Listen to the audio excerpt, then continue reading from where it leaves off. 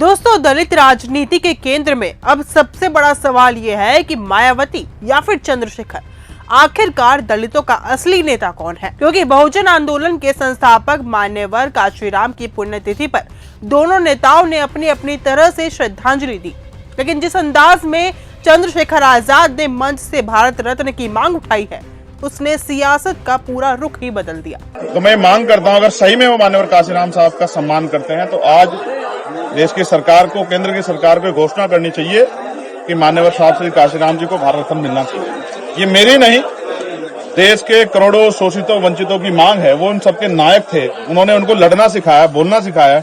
मेरे जैसे गरीब परिवार का व्यक्ति अगर मेंबर ऑफ पार्लियामेंट बना है, इसके पीछे अगर सबसे बड़ा किसी का योगदान है तो वो मान्यवर काशीराम साहब के सोच का, उस संघर्ष का, इसने मेरे जैसे नौजवान में हिम्मत पैदा की कि हम लोग उनके रास्ते पे चल के गरीबों की आवाज बन सकते हैं, लोकसभा विधानसभा में जाके उनकी लड़ाई लड़ सकते हैं। आजाद ने कहा कि अगर सच में आप काशीराम साहब का सम्मान करते हैं तो केंद्र सरकार को तुरंत घोषणा करनी चाहिए कि उन्हें भारत रत्न से सम्मानित किया जाएगा।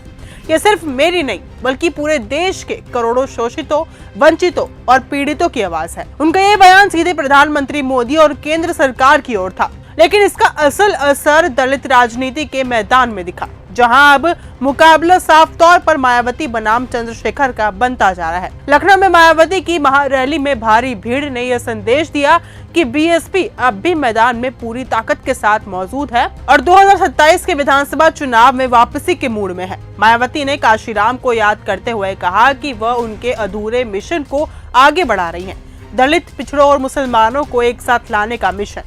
लेकिन दूसरी ओर चंद्रशेखर आजाद ने उसी दिन अपनी अलग राजनीतिक पहचान दर्ज करा दी।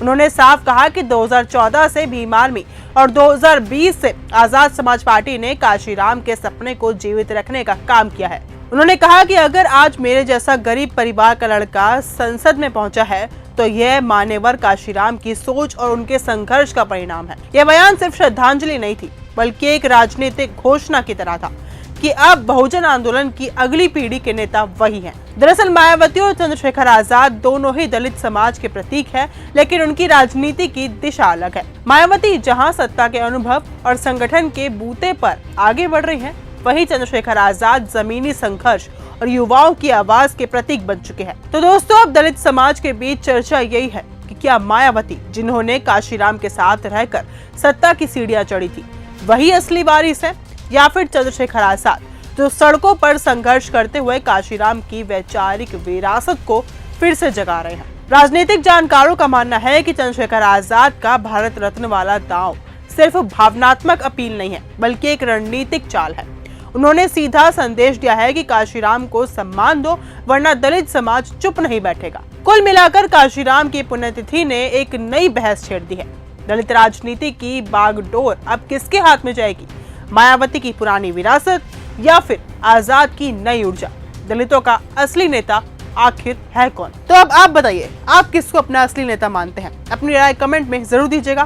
फिलहाल इस वीडियो में सिर्फ इतना ही। देखते रहिए न्यूज गंगा। नमस्कार। अगर आपको ये हमारा वीडियो पसंद आया हो तो इसे लाइक और शेयर करना बिल्कुल ना भूलें। साथ ही हमारे चैनल न्यूज गंगा को सब्सक्राइब और फॉलो जरूर करें ताकि देश और दुनिया की हर बड़ी खबर आप तक सबसे पहले पहुंचे।